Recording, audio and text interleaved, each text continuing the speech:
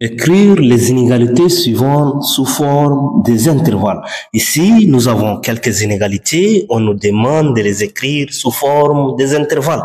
Donc, la première, c'est x est strictement inférieur à d. Ce qui veut dire que x peut prendre toutes les valeurs qui sont inférieures à d, mais x ne prend jamais la valeur d. Pourquoi? Parce que c'est strictement inférieur à d. Donc, je peux écrire cet intervalle sous la forme cette inégalité sous la forme x appartient à l'intervalle ouvert de moins infini à d, ouvert. Pourquoi ouvert? Parce que c'est strictement inférieur à d. Donc, si on ouvre l'intervalle ici, ce qui signifie que la valeur d n'appartient pas à notre intervalle.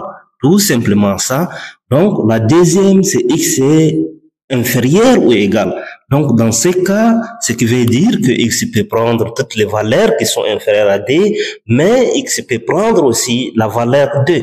Donc, dans ce cas, on écrit x appartenant à l'intervalle ouvert de moins infini à d fermé. Pourquoi fermé? Parce que x peut prendre la valeur 2.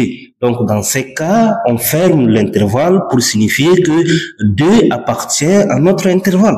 Donc, ici, nous avons x est strictement supérieur à d. Donc, ce qui signifie que x est plus grand que d. X peut prendre toutes les valeurs qui sont plus grandes que d, mais x ne prend jamais la valeur d. Donc, la valeur 2 n'appartient pas à notre intervalle. Donc, ici, on peut l'écrire sous la forme d'un intervalle. X appartient à l'intervalle ouvert. On ouvre parce que l'inégalité est stricte. Donc, on met d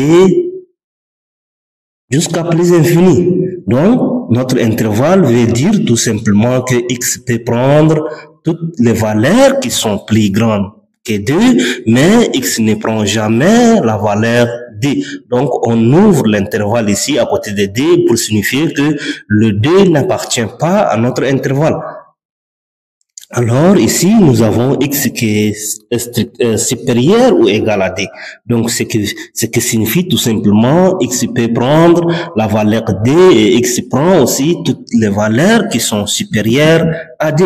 Donc, sous la forme d'un intervalle, on écrit x appartient à l'intervalle fermé. Fermé, pourquoi fermé? Parce que notre x ici peut prendre cette valeur, peut prendre la valeur d. Donc, si on ferme, ça signifie tout simplement que la valeur d appartient à notre intervalle.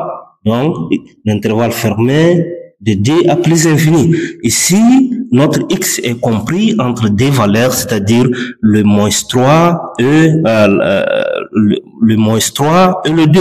Donc, dans ces cas, notre x peut prendre toutes les valeurs qui se trouvent entre le 2 et le moins 3, mais x ne prend jamais la valeur moins 3 et la valeur d. Donc, pour vous expliquer, j'ai fait une droite comme ça, j'ai mis 0 ici, d il est quelque part ici, et moins 3 il est quelque part ici. Donc, notre x balade dans cet intervalle, il peut prendre toutes les valeurs qui se trouvent ici dans cet intervalle, mais le 2 et le 3, x ne peut pas prendre. Pourquoi? Parce que ici, x est inférieur et strictement inférieur à d. Et nous avons ici le moins 3 est strictement inférieur à x.